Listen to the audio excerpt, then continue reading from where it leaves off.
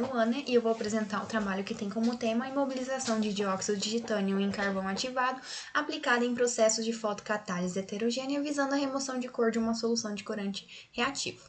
Introdução.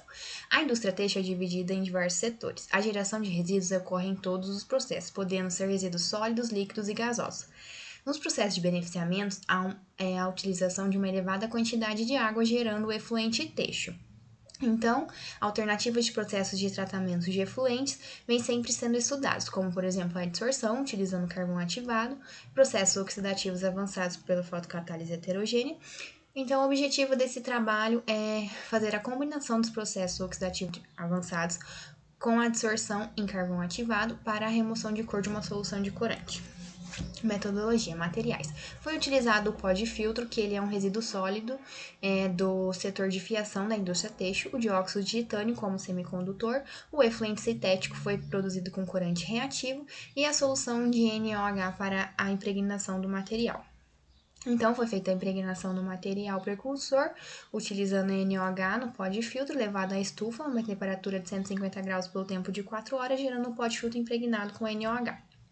Foi feita a produção de 3 tipos de carvão. O primeiro, ele foi adicionado o dióxido de titânio ao pó de filtro antes de ir à mufla receber o fluxo de nitrogênio de 100 ml por minuto, gerando então carvão ativado com dióxido de titânio adicionado na mufla. A segunda produção de carvão foi sem o dióxido de titânio, somente o carvão de pó de filtro.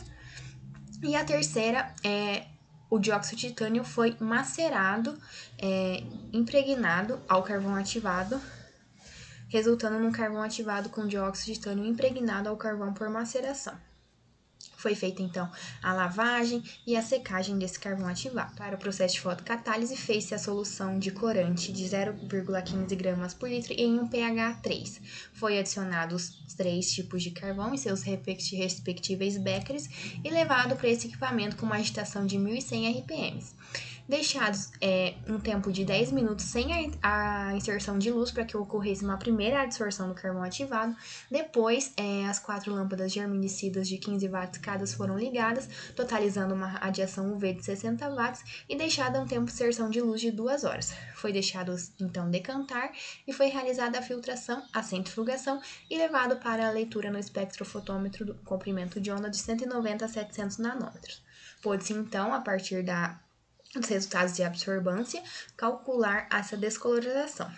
Esses mesmos processos foram realizados também em pH 5, 7 e 9, e dentre os melhores resultados dos pHs, foi realizada a triplicata e também foi reutilizado o carvão para esse mesmo processo.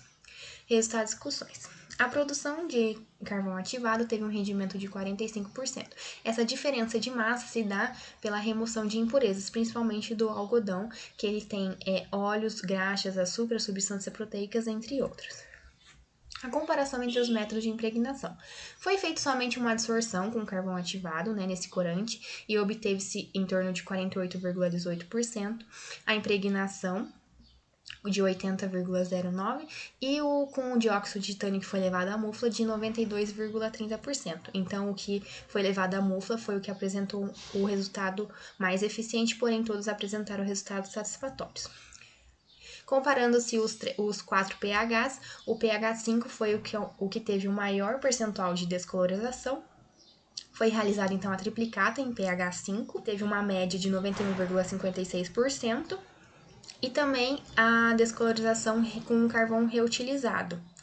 Então, comparando com aquela adsorção onde realizou-se somente a adsorção, que teve 48,18%, então, com o carvão reutilizado, obteve-se um aumento da média de 11,70%.